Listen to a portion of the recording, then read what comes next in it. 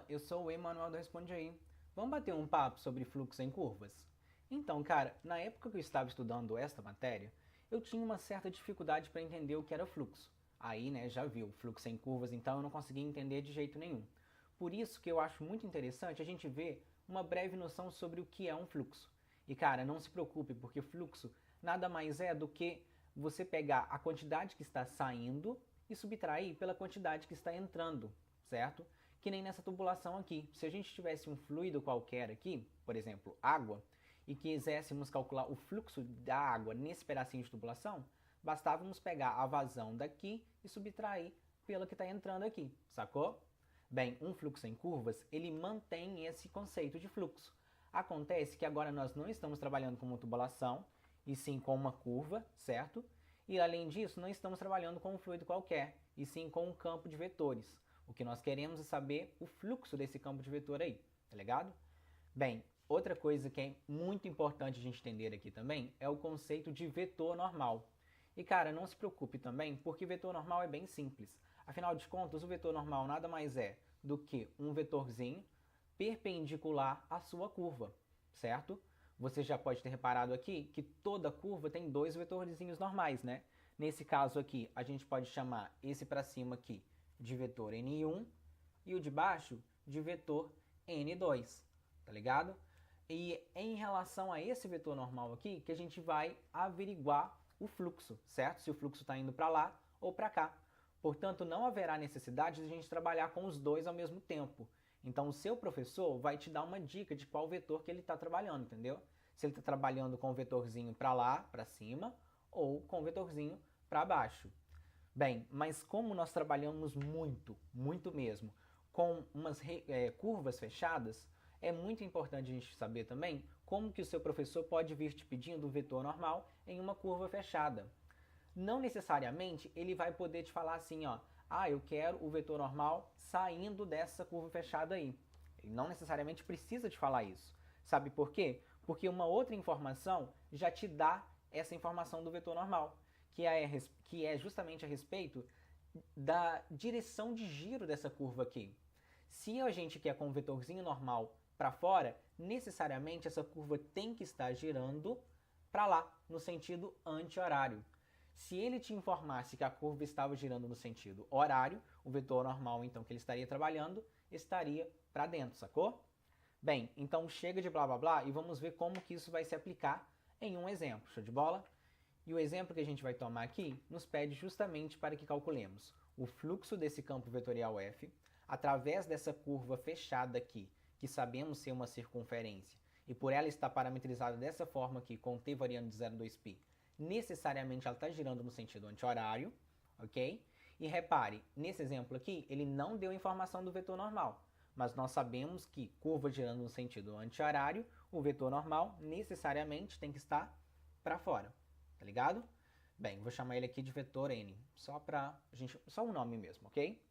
Cara, a primeira coisa que você vai ter que fazer aqui é usar a fórmula de fluxo, que nada mais é do que uma integral de linha do campo vetorial f, produto escalar com o vetor normal dt, em cima da curva C.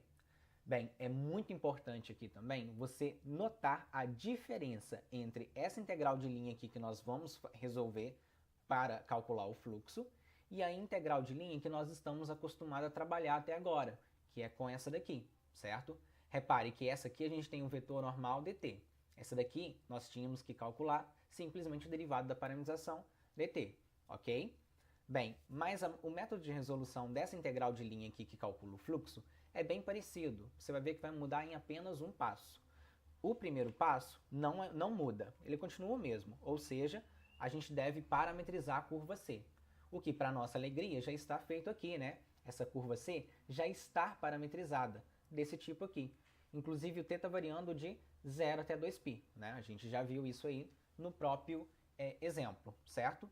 O segundo passo, esse sim, esse vai mudar e ele é muito importante. Sabe por quê? Porque antigamente, se estivéssemos trabalhando com essa integral de linha aqui, o que nós resolveríamos é procurar esse termo derivado da parametrização dt, que nós inclusive chamamos de dr, né? Só que aqui nós não temos isso, então nós temos que procurar ao invés disso o termo ndt. Só que, para a nossa sorte, esse termo NDT, esse termo NDT continua precisando de calcular a derivada da parametrização. Show de bola? Acontece que não vai ser a derivada puramente. Para você encontrar o vetor normal a partir dela, basta você pegar e inverter essas duas posições.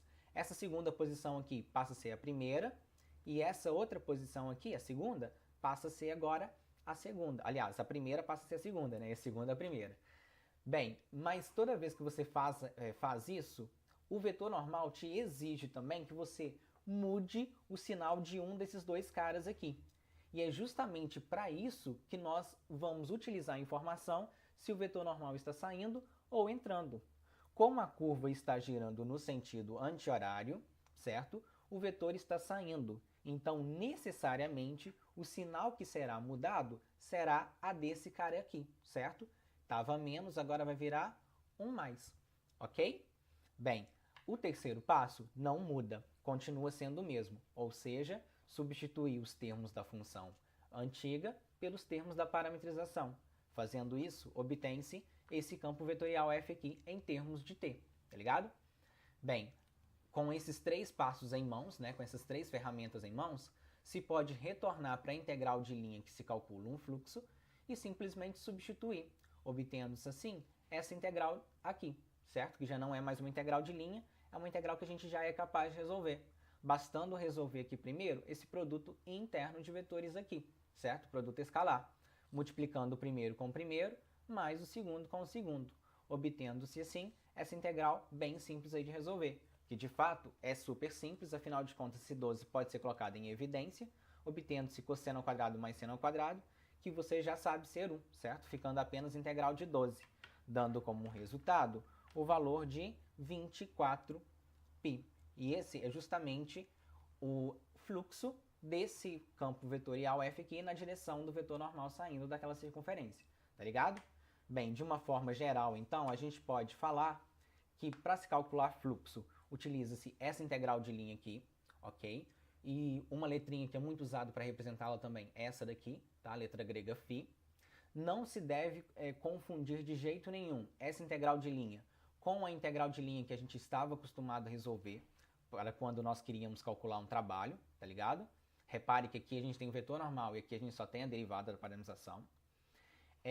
Mas o método de resolução continua basicamente sendo o mesmo, mudando apenas o cálculo desse carinha aqui verdezinho, né? Antes a gente tinha que calcular apenas a derivada da parametrização, agora temos que calcular o vetor normal. Para isso a gente calcula a derivada normal e depois inverte. Só que nós também temos que trocar o sinal de um desses dois caras aqui. Para fazer isso nós utilizamos a informação da curva. Se ela estiver girando no sentido horário, o que nós vamos mudar será o sinal do primeiro. E se ela estiver girando no sentido anti-horário, portanto com o vetor normal saindo, nós vamos mudar o sinal do segundo, dessa forma, ok? Bem, resumindo então, nós podemos falar que o fluxo se calcula essa integral de linha aqui, show de bola, e o método de resolução dela é bem parecido com esse daqui, nos 3 passos. A única diferença é justamente no segundo passo, quando quando temos que encontrar o vetor normal a partir desse cara aqui. Show de bola? E aí, cara, esse vídeo te ajudou? Responde aí pra gente. Valeu!